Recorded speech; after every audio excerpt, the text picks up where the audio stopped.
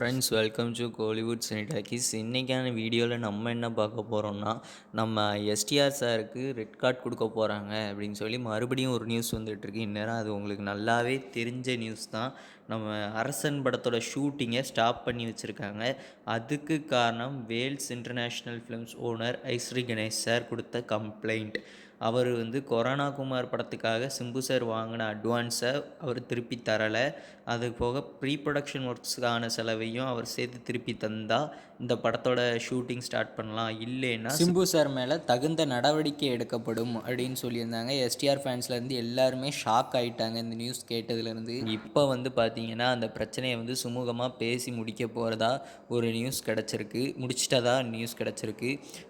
யாரெல்லாம் பார்த்தீங்கன்னா Vetrimaaran sir, producer தானு sir, Ishari Ganesh, Simbu சாரோட அப்பாவான டிஆர் சார், இவங்க எல்லாரும் ஐஸ்வரி கணேஷை கூப்பிட்டு பேசி பேச்சுவார்த்தை நடத்தி சிம்பு சார் தரப்பில் இருந்து 7.5 கோடி ரூபா கொடுக்கப்படும் அப்படின்னு சொன்னதுனால இந்த பிரச்சனையை இதோடு விட்டுட்டாங்க. ஸோ அரசன் படத்தோட ஷூட்டிங் கூடிய சீக்கிரத்தில் ஸ்டார்ட் ஆயிரும். பணத்தை நம்ம ப்ரொடியூசர் தானு சார் தான் அரசன் படத்தோட சம்பளத்திலேருந்து சிம்பு சாருக்கு கழிச்சிட்டு 7.5 கோடியை கொடுக்க போகிறாரு. இதுவும் அஃபிஷியல் நியூஸ் தான்.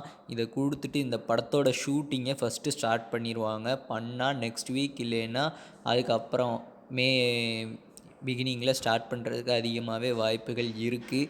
அண்ட் இந்த படத்தோட ஷூட்டிங் எப்போ முடிப்பாங்கன்னு பார்த்தீங்கன்னா, அப்பத்துலேருந்து ஃபஸ்ட்லேருந்து வந்த நியூஸ் தான், ஜூலையில் முடிக்கிறதுக்கு அதிகமாகவே வாய்ப்பு இருக்குது.